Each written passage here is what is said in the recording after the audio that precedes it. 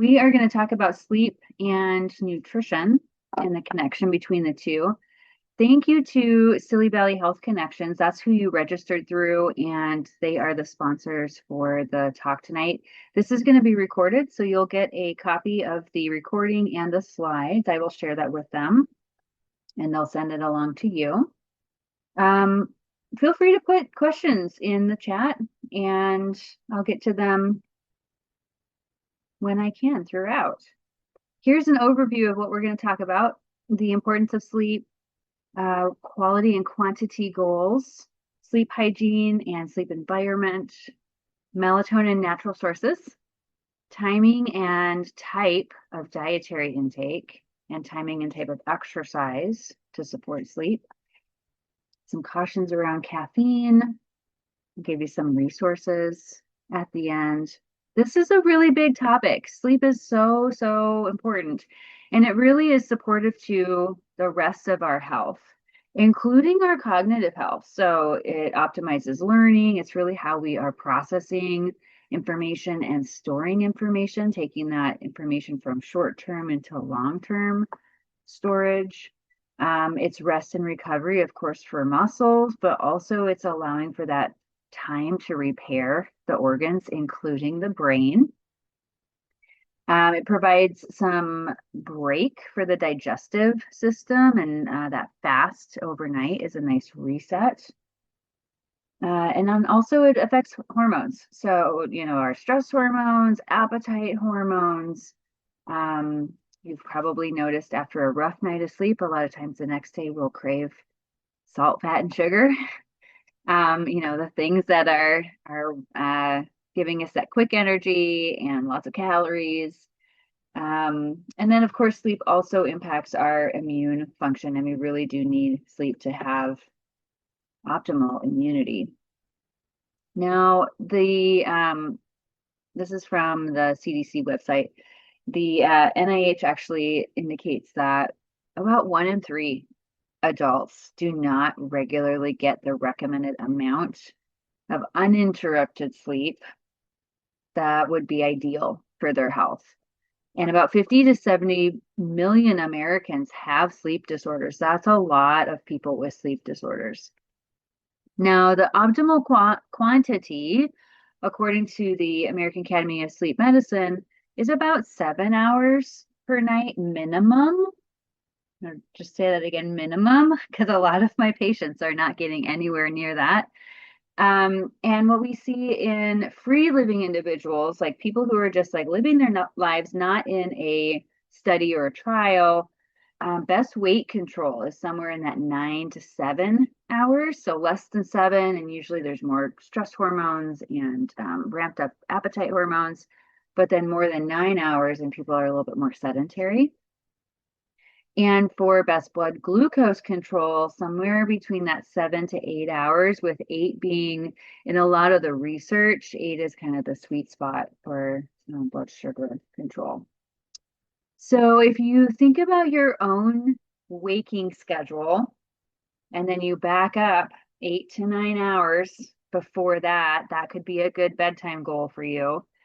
And then prior to that bedtime goal, a 1 to 2 hour wind down time would be a great goal to also think about. So really we're talking like 9 to 10 hours before you're getting up in the morning, you're starting to think about winding down, and we'll talk about some strategies for that. So, I would note, when is that for you? Think about your own schedule.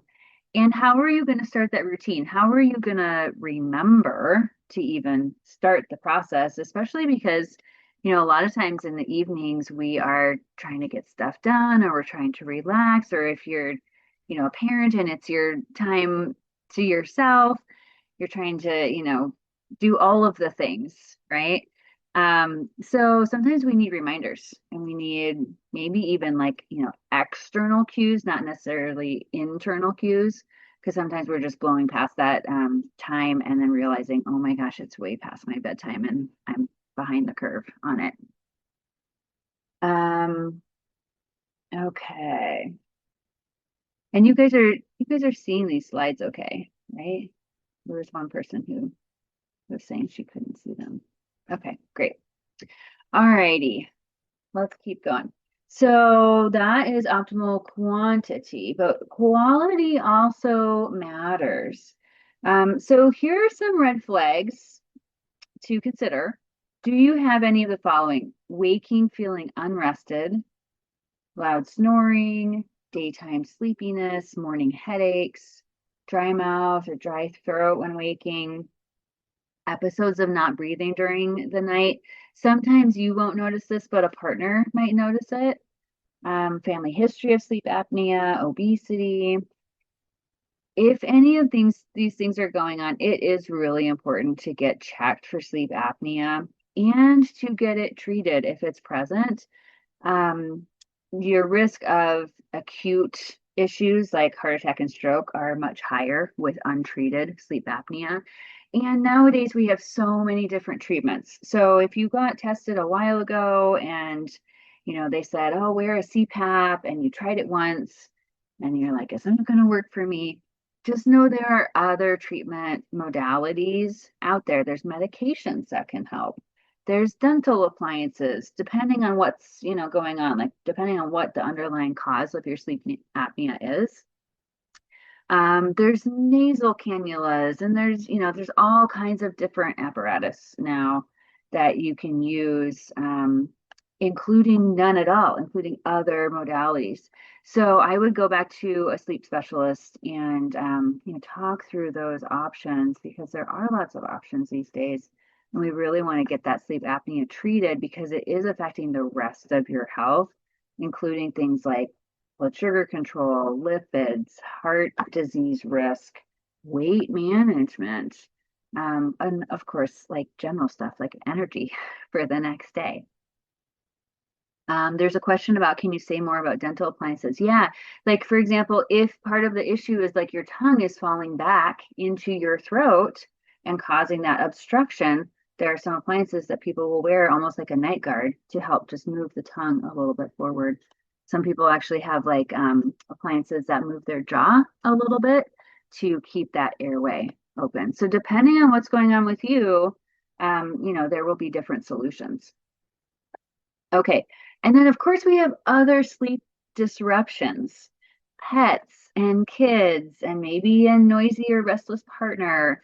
Hopefully, you've got the message that the phones and the devices need to, take a hike and like be somewhere else during the night. Um, some people are sensitive to sounds in the night. Stress and worry. If you're one of those like perseverating people where you're just like, oh, thinking about things or like grinding through problems during the night, that can be affecting quality and quantity of sleep. Light pollution, especially living in the city, we have a lot of light pollution. Allergies, especially if that's impacting your breathing, especially when you lay down. Sometimes it's worse at night. And then that can be affecting your quality of sleep and even like contributing to a sleep apnea situation. Restless legs, cramps, frequent urination. There's lots of things to be going on to disrupt your sleep. So, if you've ticked off a few of these, I would definitely think about, okay, how can I strategize to improve, like get the pets out of the room? That is easier said than done for me, at least. I've got two kitties who like to sleep with us. But I will tell you, I sleep worse when they are on the bed. And we'll talk about some of these other ones as we go along. Okay. Here are some sleep hygiene practices. We call it sleep hygiene because it is basically like, like your oral hygiene, like brushing your teeth. We want it to be a consistent practice that is supporting you getting better sleep. One of the first things is to actually think about your morning practice. Get out, get some natural sunlight, or if it's, the winter here in the Northwest, maybe you're using a full spectrum UV, like a little light box in the morning in the bathroom or while you're having breakfast. But some sort of full spectrum UV when you first wake up can really help set up your circadian rhythm or your daily rhythm of your sleep wake cycles. If you have insomnia, ideally try not to nap during the day. But if you're just tired, sometimes we just need a nap. And for some people, that's fine. But for some people, it actually makes the insomnia worse if you are napping and then not ready to go to bed or not having that sleep pressure that we want to have before bedtime. Ideally, we'd have a bedtime routine and stick with it. Yes, even on the weekends, which is again easier said than done. Because on the weekends, sometimes we like to change it up and stay up a little later or sleep in a little bit. But ideally, we would try and keep with that circadian daily rhythm, even, on days when we're not working or like vacation times and things like that. So speaking of that wind down routine, a couple hours before bed, here are some ideas for that. Definitely affecting your lighting situation can be really helpful. So if you can, dim the lights, if you have dimmers, or just strategically turn off different lights in the house, or if you have lighting that actually can change color, where you can go to more of like a evening sunset color palette, like mimicking basically a sunset, that can be helpful.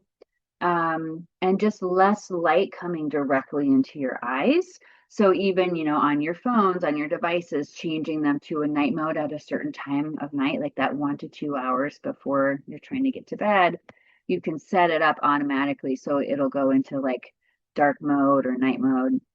So it's less light going directly through your eyes into your pineal gland in your brain, because that light can suppress melatonin. And we'll talk about melatonin in a couple slides here. Other routines like having a cup of tea, especially non-caffeinated, like an herbal tea, or like a barley tea that has some natural melatonin in it.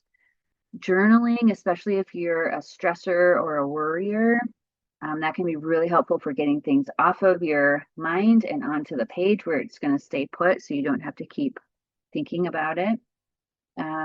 Music, stretching, breathing, prayer, meditation, anything that calms down your nervous system. So gets you more into that parasympathetic side of the nervous system. And then a hot shower or bath followed by a cool down. So that cool down time period, or that degree of reduction in your body temperature, actually can be a trigger for sleep. So you also want to think about your sleep environment and make sure that your temperature in your bedroom is pretty cool. We're going into the summer months here. And I know, at least in our house, our bedrooms are on the second floor. And so the top floor of the house does get warmer than the bottom floor during the day. So we have our cooling system set to 60. I think we have ours a little cooler. It's 63 degrees at night, just for, more optimal sleeping temperature. Somewhere around the 65-degree mark, give or take, plus or minus a few degrees, is what is typically considered the ideal sleeping temperature. But adjust it to you, right? Like as needed. And if you can have those, like the algorithm of your, depending on what time of year it is, your furnace or your air conditioning, if you can have that automatically set so that it happens that 1 hour before bedtime, that would be lovely, because then it's ready and set up for you to have the right temperature going into bed. Do think about your fabrics that you're using, because a lot of the fabrics we have these days, like are polyesters and things, are synthetic things that don't breathe, trap in that temperature and make us hotter at night. And sleeping hot is a recipe for waking up uncomfortable, sweating, having less quality of sleep. And then, especially for, females who are potentially going through perimenopause or in that postmenopausal situation where thermoregulation is already an issue potentially, this can just make that worse. So you really want to have breathable fabrics. And then if you can do, preventative measures to prevent the buildup of heat in the bedroom with closing blinds, having fans on, etc. during the day that can be helpful as well. And then, of course, wear comfortable or breathable pajamas or no pajamas, right? If that's your preference, whatever you're going to be more comfortable with and, whatever is going to support you in better sleep. If you need some noise, if you're one of those people who is very sensitive to sounds, some white noise or fans can be helpful. And then definitely think about the light pollution. So if you can use blackout curtains, or I've actually started using a sleep mask because I'm super light sensitive. Even the little lights on electronics will bother me at night. So sometimes I like tape over them or just unplug them, like unplugging, like alarm clocks, for example, if we're in a hotel or something. Do think about the light because that it does affect our sleep quality. And then ideally we would be associating the bedroom with sleeping and snuggling, not with other things not related to those things, like work. Ideally, we're not working in bed. Eating, especially if you're going to eat and go to sleep and not brush your teeth, right? It's like a double whammy from a health perspective. Watching TV, doom scrolling on your phone. Yeah, there's a lot of things that get kind of, transitioned into the bedroom. And then sometimes we just need to like have a breakup with working in the bedroom or with, eating in the bedroom. Ideally, we want it associated with sleep. So when we're there, that's what the body is wanting to do. And we've made that association so that it's easier to get to sleep. Alrighty. So think about your sleep environment and what needs to change. Let's talk about melatonin. So melatonin is really interesting. We already mentioned the light coming into the eye will suppress that. So that's why we're wanting that darker situation at night, especially the 1 to 2 hours before going to bed. But there's other things that can disrupt the production of melatonin. The precursor to melatonin is serotonin. There's lots of things that can impact serotonin, including, pain and high inflammation and drugs and alcohol and sleep problems themselves, actually. So that's a vicious cycle. Gut problems and heart problems. So you can kind of see here that the cascade starts at tryptophan, which is an amino acid. So you need plenty of protein. And then that gets converted to 5-HTP, which gets converted to serotonin, which can get converted to melatonin. But along this pathway, we need all of these cofactors, or basically vitamins and minerals that help with these transitions. So I'll just list some of these. Like the first one here, Fe, that's iron. We need plenty of iron. We need plenty of magnesium, calcium, B6, folic acid, vitamin C, B6, zinc, magnesium. So we're talking about like a well-rounded dietary intake in order to provide both minerals and vitamins that help with the production of melatonin. So it's not just one thing, right? It's not just like tryptophan. It's also, fruits and vegetables, so not protein necessarily, in order to get your vitamin C. And it's maybe nuts and seeds to get your magnesium and your zinc. And it's dark leafy greens to get your folic acid. And it's your grains and beans and lentils to get your B vitamins. So there's a lot going on here. It's not just, one nutrient. So you do want to have a well-rounded dietary intake. And that's for producing your own melatonin, right? Your own internal production. But then we do have some food sources of melatonin as well. And it is kind of, it's interesting. It's found throughout the different categories of food, but not in all foods. So like some nuts, some seeds, some fruits, some vegetables. I've just listed a few here for you. Like pistachios are a really good source. Tart cherries, you've probably heard about. Oily fish, a little bit of salmon, for example. can be nice. Dairy products have melatonin as well as the tryptophan that helps as a precursor to melatonin. Eggs, grains, some vegetables like mushrooms, tomatoes, bell peppers. So some evening snack ideas if you are feeling like you need a little help on the melatonin front. And we'll talk about evening snacking in just a minute. But here's some ideas that are macronutrient paired, like almond butter and whole grain toast, or some Greek yogurt topped with goji berries, cottage cheese and tomatoes, almond slivers and oatmeal, or something non-caloric like barley tea can be a nice option before bed, or a little shot of tart cherry juice and some sparkling water. If you got really fancy, you could add a little bit of like powdered magnesium glycinate that can help with calming muscles and help with sleep onset.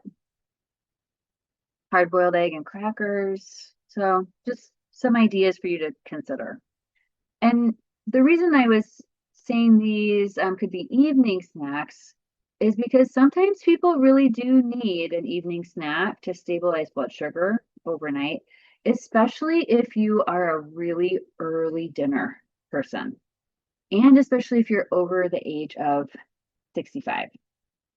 So sometimes if you're waking in the middle of the night, especially if you're waking hungry, and it's been 9 hours since you had dinner, you might be waking up because of that low blood sugar during the night. And I can see this on some of my patients who wear continuous glucose monitors on the data from the continuous glucose monitor that basically like does a check of interstitial glucose levels every 5 minutes over the night. We can see what's happening, over a 24-hour period and see that dip when they're waking up. So we want to be thinking about like, are you having some blood sugar regulation issues at night? And is that why you're waking? So I would think about, what your fast length is. We'll talk about that more in a second. But when I mentioned macronutrient pairing, what I meant by that is a little bit of carbohydrate, a little bit of protein, and a little bit of fat all together. Those are our main three macronutrients where we get energy, where we get calories. And the reason for the pairing is they have different lengths of digestion and different impacts on blood glucose.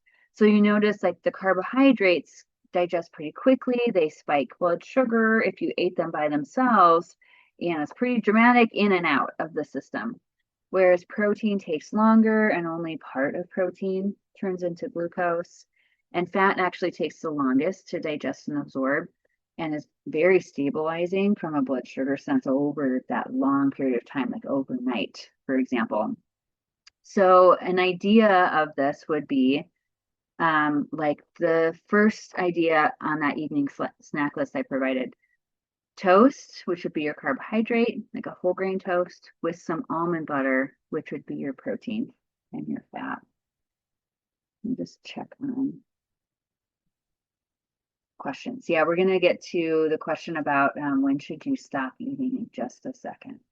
So this is the macronutrient pairing thing. So you want to be doing that, especially if you are having a little pre-bed snack.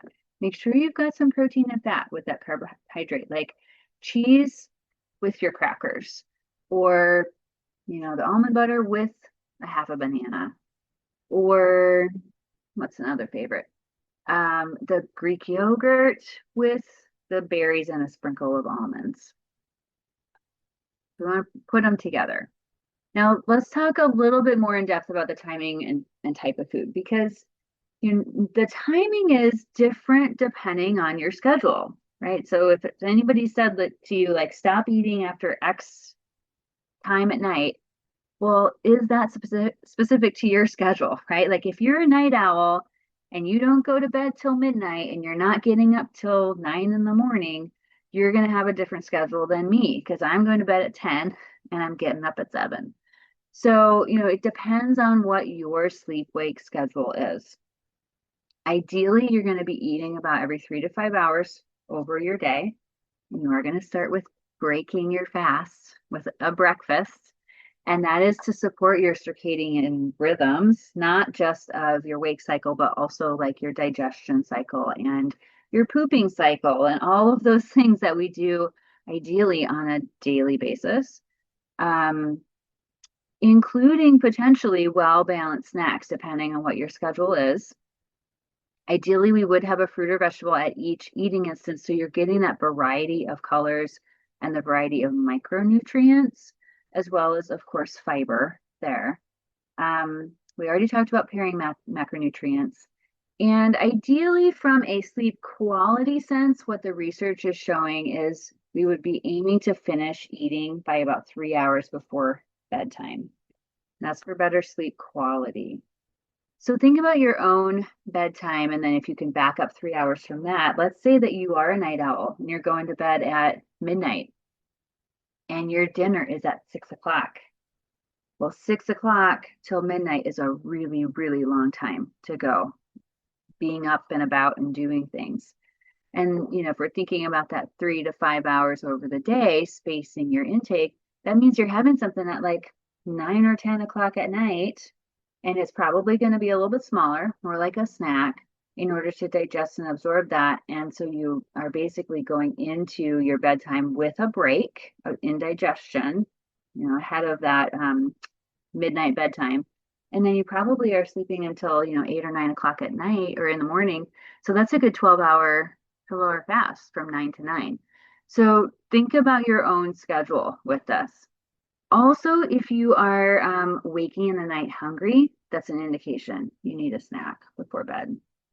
Or if you're having that acidy feeling, like a sour stomach feeling, oftentimes, that is an indication that actually you need some nutrients for your stomach acid to work on.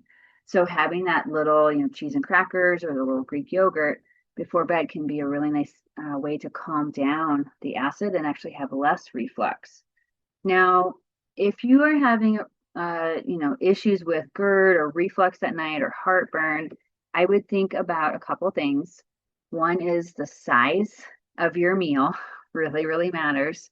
You've probably noticed this, like you go out to eat, you have a bigger portion than you're used to. A lot of times the food, like what is put in it, it tastes really good. So they've like added oil or they've added butter. It's usually higher fat. And remember that fat takes the longest to digest. So literally the fat is slowing down your gastric emptying. So you're going to have more chance of reflux if you've got a high fat and a large meal and then you go lay down. There's just more that's hanging out in the stomach for longer. Okay, so think about your schedule. Think about your dinner time. Are you up after, 5 hours or more after dinner? Maybe you need that snack, and that can actually potentially improve your quality of sleep during the night, especially if you're waking up due to low blood glucose or due to hunger. The other thing I'll say about this is over age 65, and we do see more muscle loss overnight.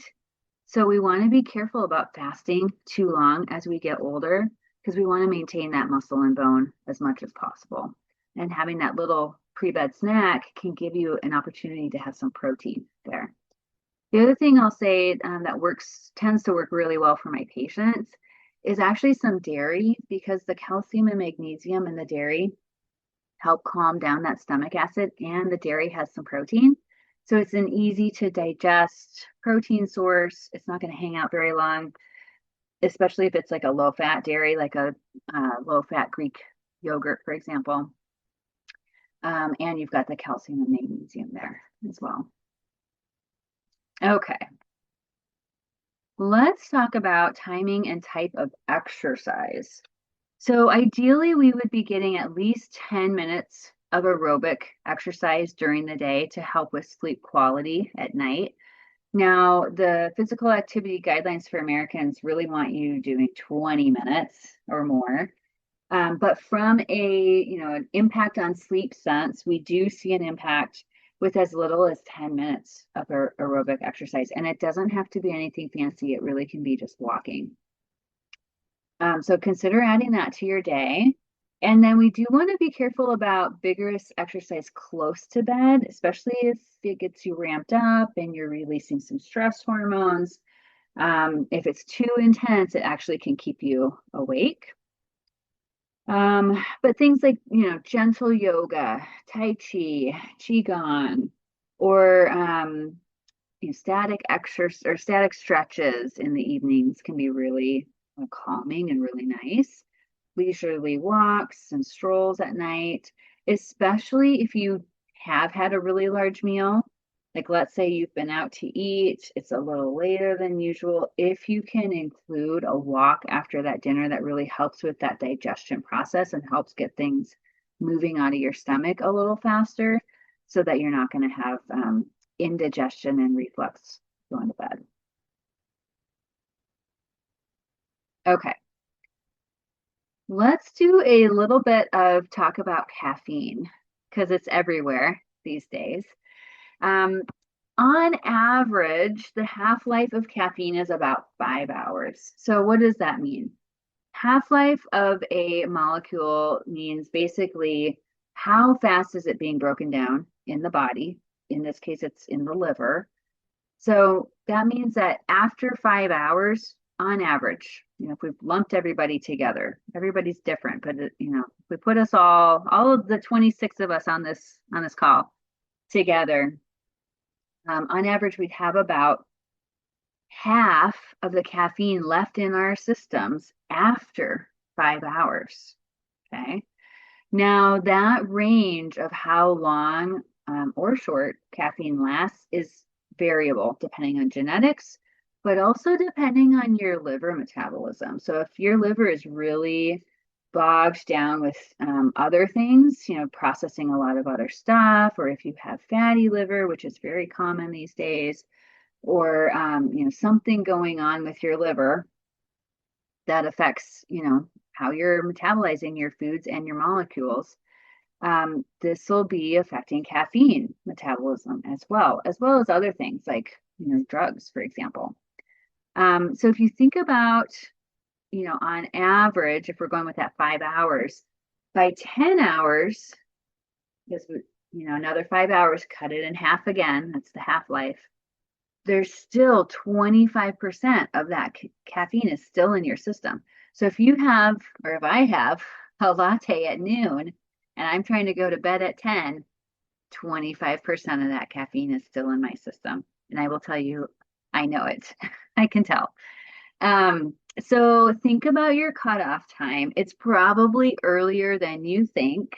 And especially, if you have had some things going on with your health or with your liver, or you're processing a lot more stuff these days, medications, for example, you might be processing the caffeine a little bit differently. Now, some people say, oh, I can have caffeine right before bed and go to bed, no problem. But some people actually have genetic mutations that actually cause them to be slow metabolizers of caffeine, and it could take them 9 hours as a half-life, meaning after 18 hours, 25% of that caffeine is still in their system. So you kind of got to, learn your own body. And I would think about experimenting with it. If you're having caffeine in the afternoon right now, like green tea or coffee or a bunch of dark chocolate, try to make that a little, like, wean yourself to go a little bit earlier, and potentially a little bit less. Just total amount matters as well. And see if that affects your sleep, because for a lot of my patients, it does. And we don't really realize it until we take it out, how much it's impacting things. There's a question, what about decaf products? Yeah, decaf products are very, very minimal. They truly are like, 1 or 2 milligrams versus like 100 milligrams. So I wouldn't worry about decaf. Like, and especially things like herbal teas, for example, those are totally fine. However, check your labels because caffeine is added to all kinds of things these days. Supplements have caffeine, some of them. Energy drinks and bars, of course. Energy gels. Pre and post workout fuels or drinks. There's alertness gums and mints. Even some electrolytes, like especially the sports electrolytes, could have caffeine. Performance jelly beans, sodas, both cola sodas, like dark sodas, but also non-colas, like Mountain Dew, for example. Um, Performance waters could have some caffeine. So some of you might be trying to like hydrate really well and have some electrolytes, and then maybe you grabbed the sport version and then you're wired and wondering why you can't fall asleep. So check your labels. If they have added caffeine to like a synthesized caffeine, added it to the product, they have to list it as a standalone item and tell you the amount. However, they don't have to tell you if it's natural. So if it's a natural source, like green tea extract, or like coffee fruit extract, or like guarana, which is 4 times more caffeinated than coffee beans, they don't have to tell you that as a line item on the nutrient facts panel. Where you would find that is actually in the ingredient list. So if you are jittery or wired from, a product and you're like, what is going on here? Look at the nutrient facts panel to see if there's added caffeine, and then also double check that ingredient list to see if one of these natural sources, and there are like lots and lots of plants that naturally contain caffeine that they could be including for a little boost to, be a little stimulating. Okay.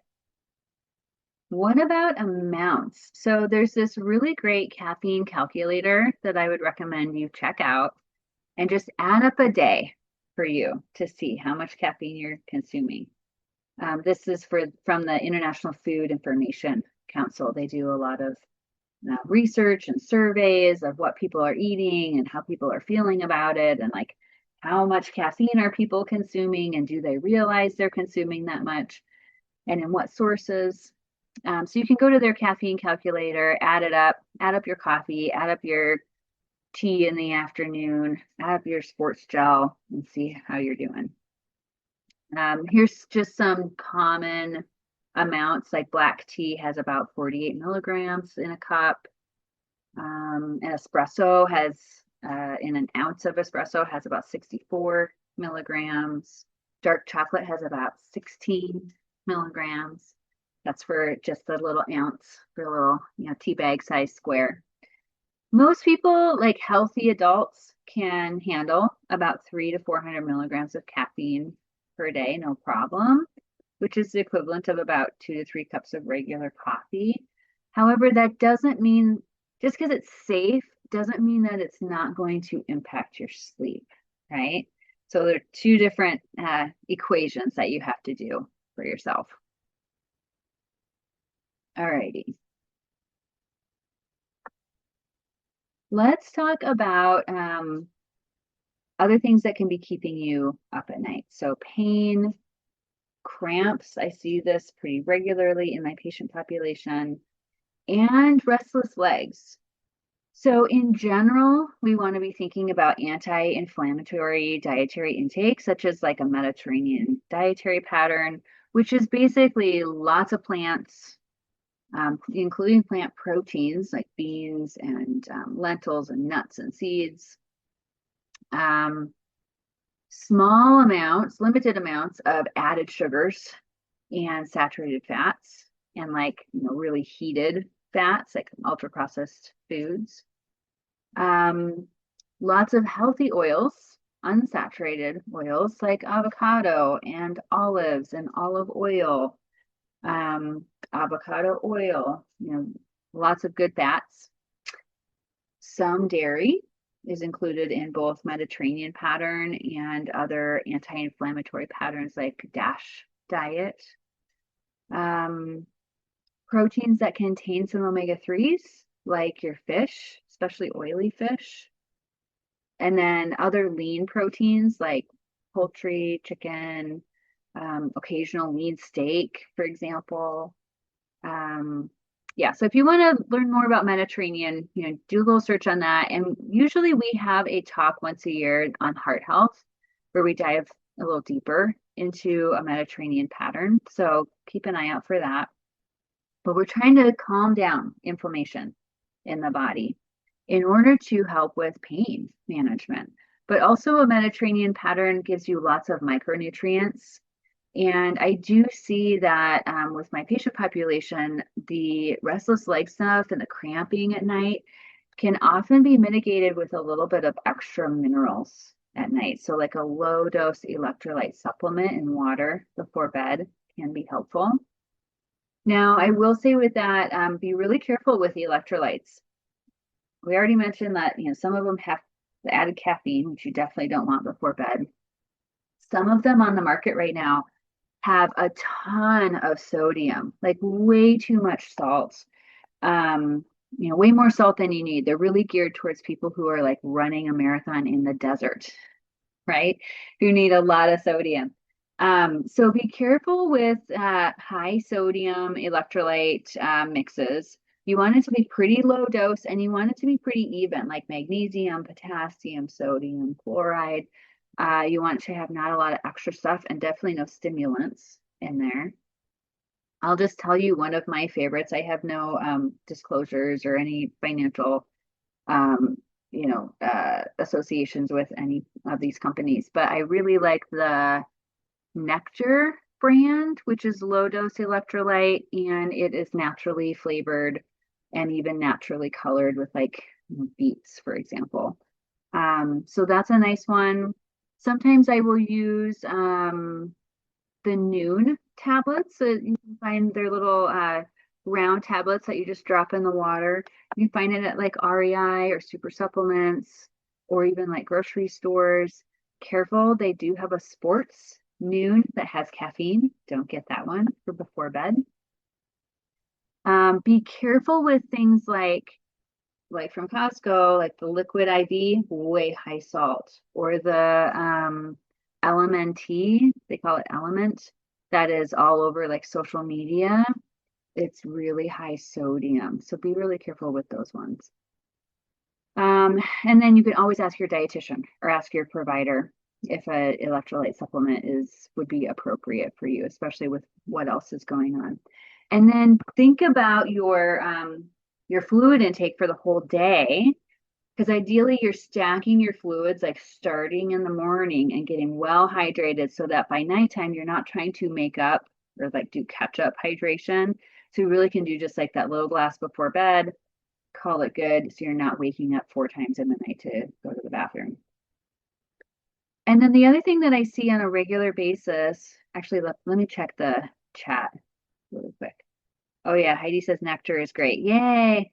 Ultima is a good brand. Okay, thank you, Stacy, for that. I'll check that out as well. And then the question is Nectar. What is Nectar? It's just a brand of an electrolyte supplement. You can get it online. What about pasta and rice? Yes.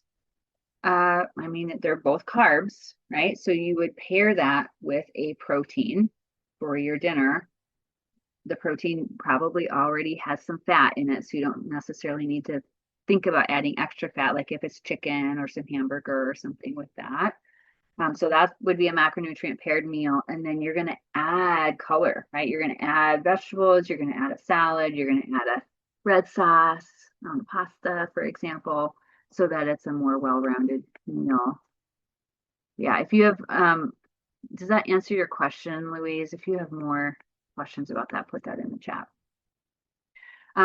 Okay, I do want to mention iron stores because I see this quite often where my patients will have like a normal CBC, a normal panel. Their red blood count looks fine. It doesn't look like they have anemia. So then the docs are like, you're fine. But when we check their iron stores, they can be low. So you can be on your way to be having anemia and it's not yet showing up in a normal panel. So sometimes it's nice to get an iron check or like a ferritin panel checked. And oftentimes when I do that, I am catching low iron stores. And that is associated, highly, highly associated with restless leg syndrome and symptoms of restless leg. So if you're having restless leg stuff, I would recommend getting your iron not just in a normal panel, but actually ask for a ferritin panel to see what's going on in your background stores of iron. Okay, hopefully that's helpful. And then if you're having pain and if it's keeping you awake at night, that's not good. So if you're doing, an anti-inflammatory diet, you're getting your exercise, you're de-stressing, you've got good iron, you're doing your supplements, all of the things, and you're still in pain, like that needs to be addressed because that's going to impact everything down the road, right? If the pain is keeping you awake, then you're not getting that restorative sleep.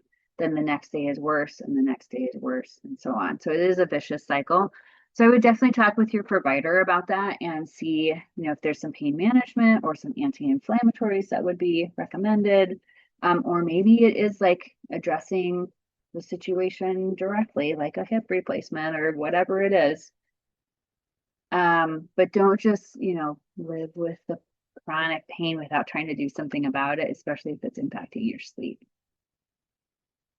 Okay.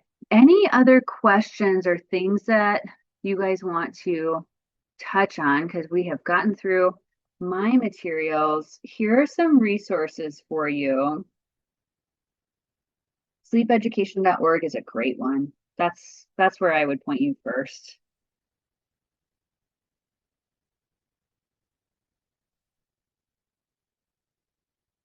All right. Any other thoughts or questions on sleep? Hopefully that gave you some ideas to be thinking about. So your sleep hygiene, your environment, your timing and type of dietary intake, your timing and type of exercise. Watch out for the caffeine. Get some natural melatonin and be making your own natural melatonin with less light coming into your eyes. And I just wish all of you lots of good, sweet dreams. And maybe I'll see you at a future talk. We have cooking demos coming up, as well as online classes every month. So check out Stilly Valley Health Connections for more resources and more classes. And oh, you're so welcome, Heidi. Yeah, thank you for that feedback. And yes, to everyone, we will send out the slides and we'll also give you a recording of this talk as well. All right, sweet dreams.